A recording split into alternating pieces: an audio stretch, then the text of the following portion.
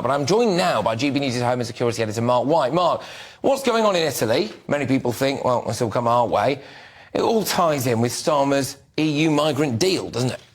Yeah, as far as Italy's concerned, we are seeing record numbers of illegal immigrants who are coming across and into Europe's southern borders. So, of course, Italy, but also in Greece and also in Spain, a lot of the Spanish islands around the Canaries, seeing tens of thousands arriving in recent months. If we look at Lampedusa, for instance, 8,000 that have arrived on the island of Lampedusa just in the past 48 hours. Now, this is the entrance to the main harbour there, and dozens of boats there coming in. 160 boats, Patrick, have come in the past 48 hours, and still they're coming. And of course, what they're doing is trying to deal with them in the kind of the main holding areas, but there are thousands of them in that area in boiling heat. So tempers have been running high, and people have been trying to get out of these areas. And of course, the island authorities are calling for help from the mainland as well. Within time, of course, these people will be moved to greater centres of population in Italy. But there's also another issue.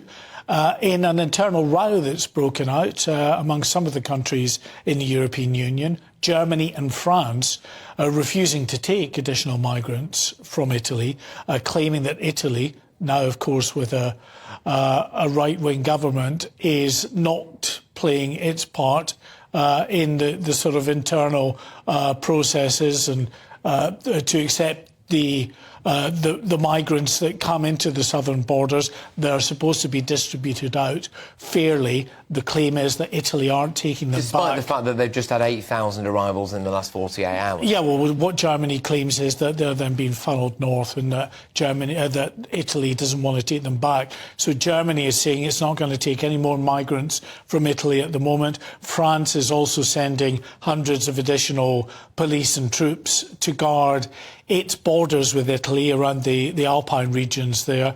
So some real tensions within the European Union as well.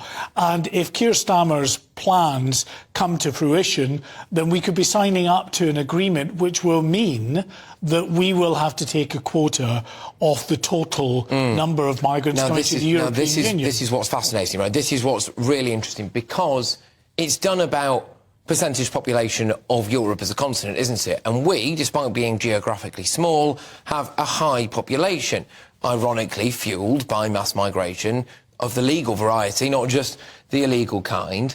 And so that would mean what?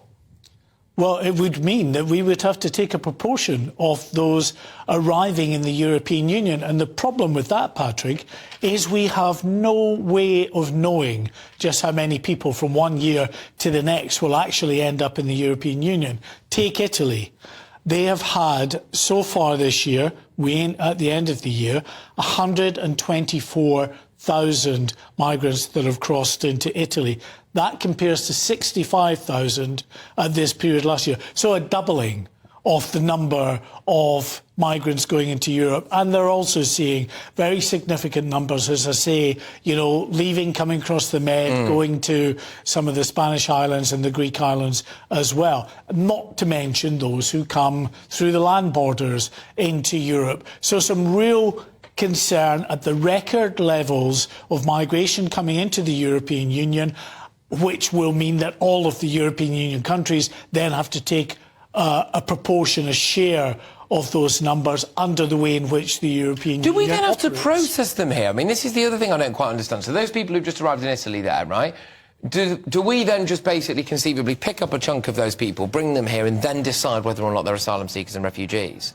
I'm not sure whether it would be a system in which we would actually have to do the processing, whether they would already be processed. I would imagine we would probably do the processing. Right. We just take a quota like we did in the past, and we'd have to then assess those asylum claims. Yeah. But then we'd be up against the age-old issue anyway. Yeah. Even if we denied them asylum, depending on the countries they've come from, there's no returns agreement. No. You can't return them. And look, Mark, just before I let you get going, I'm going to get some political reaction to this in a second, by the way, and also I want to tease ahead. This ties in perfectly with an exclusive that I've got coming your way just after the half-hour mark, which is on Brits and legal migrants being forced to live in inhumane conditions. Right, inhumane conditions, being told that there's no housing for them, and you can imagine, can't you? I think some of the people that we've just seen arrive in Italy there will not struggle to find housing in this country, miraculously. But you're away tonight, aren't you? You're on Farage, but you're out in the wild.